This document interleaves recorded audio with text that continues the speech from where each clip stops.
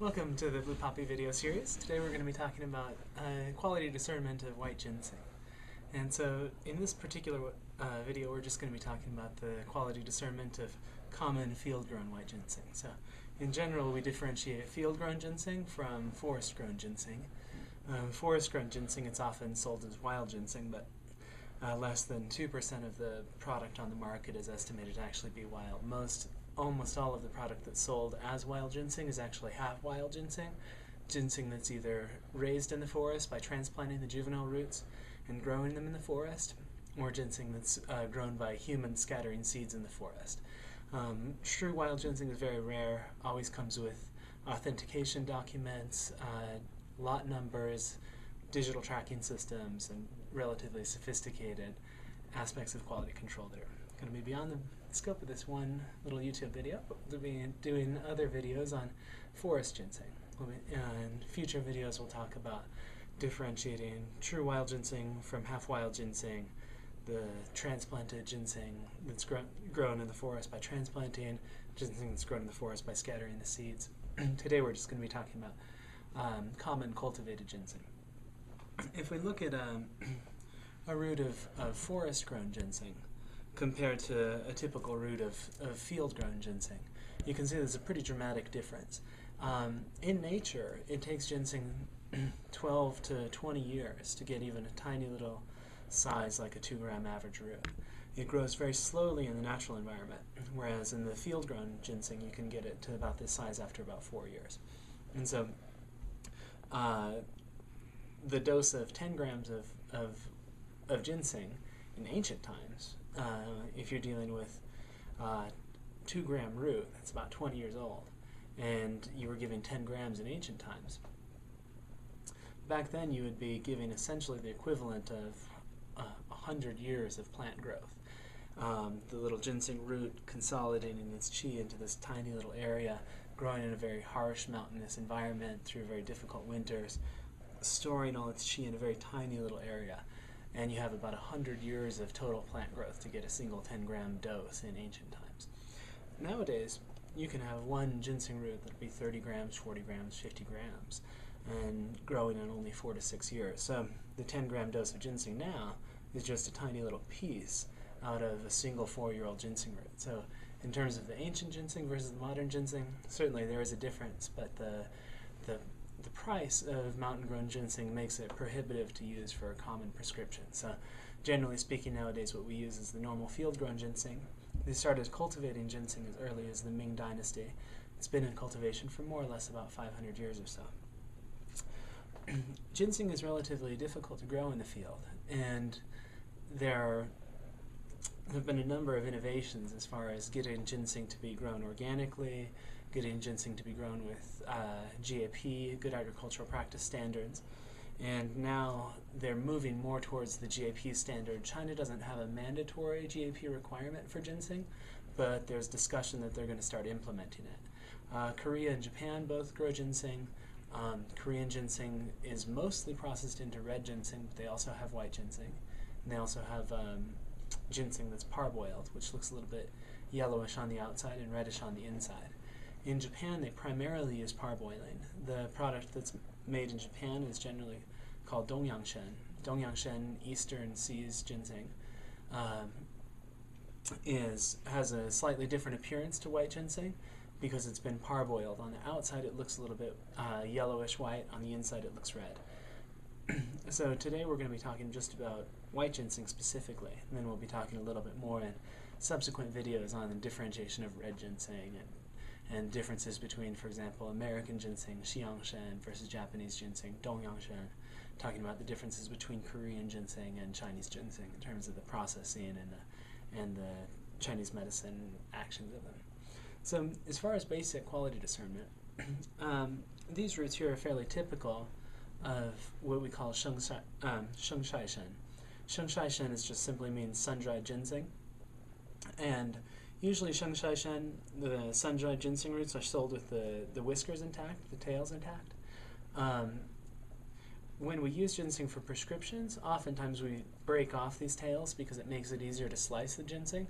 So these tails are generally only sold in relatively nice specimens of roots that are used to, oftentimes people will soak them to make a medicinal alcohol. You can see the dramatic difference in size between the field-grown ginseng soaked in alcohol here from the mountain-grown ginseng. This is grown by transplanting the ginseng into the forest, and then this is mountain-grown ginseng that's grown by scattering the seeds in the forest. So this would be the top grade, the second grade, and then this would be a more average grade. And so generally speaking, when you're paying attention to ginseng, the main features you want to look at are the neck development, and then they're very dense striations, little thin lines, and the density and the smoothness and evenness of those striations is associated with quality. If the ginseng is sliced and you look at a cross-section of the ginseng, you can also see a little bit of a ring development at the center of the root. And the more clear and prominent those rings are, generally speaking, the better the quality. With ginseng, the most important aspect is flavor and taste. So having experience trying different ginsengs and really experiencing the taste and the flavor of them is one of the most important aspects of their quality discernment. So there's no real substitute visually for the experience of actually knowing the flavor. But visually, generally you're looking for large, full roots that don't have a lot of imperfections, hollow cores, rotting spots. You want it to be relatively dense, relatively firm, relatively heavy.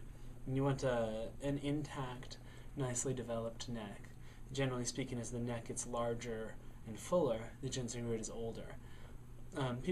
Each year the ginseng grows out of the rhizome here, this neck, and it leaves a scar behind it after each year of growth. So you can use the scars to count the basic age of the ginseng. Most white ginseng is picked after about 4 years. Sometimes it stays in the ground as long as 5 years or 6 years.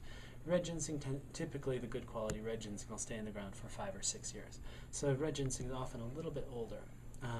White ginseng tends to be a little bit higher in its ginsenoside profile than red ginseng, but the individual ginsenosides change in their ratio when the ginseng is steamed to make red ginseng. So one of the key active constituents of red ginseng, called RG3, is formed during the steaming process. So in terms of traditional medicine and modern science, red ginseng and white ginseng have some differences in terms of their traditional therapeutic action and their modern pharmacology.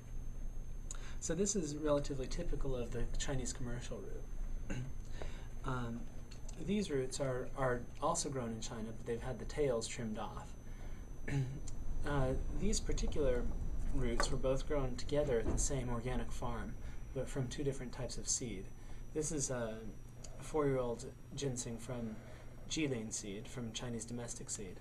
This one is grown at the same farm, an organic farm in Jilin province, but this particular one is grown from Korean seed.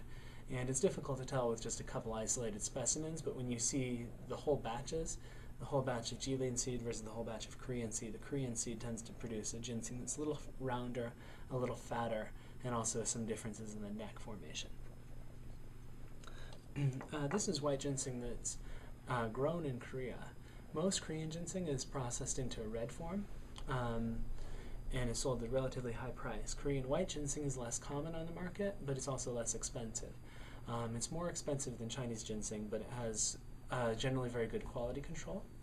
And it can be difficult to find authentic Korean white ginseng outside of East Asia. In fact, even within China, it can be difficult to find authentic Korean-grown white ginseng. One of the better places to buy it is in Korea or in a place like Taiwan. So when you're assessing the quality of ginseng, the first thing to do is to pay attention to the production region. About 70% of ginseng grows in Jilin province in China. The Korean white ginseng is 1 grade higher than the Chinese ginseng. Generally speaking, the organic ginseng tends to have a slightly superior flavor. You want the ginseng to have this sort of off-white, brownish color, which is associated with the non-sulfured product. If ginseng is really bright white and has a little bit of an acrid taste of sulfur, the quality is dramatically inferior. For sliced white ginseng, generally it's better to get the whole roots yourself and have them sliced in a little ginseng slicer, or you can just steam it for a few minutes and then slice it with a knife. it's difficult to obtain unsulfured, pre-sliced white ginseng in most places. So that concludes our brief little discussion of white ginseng discernment. And come back, check out the video on red ginseng discernment. Thanks.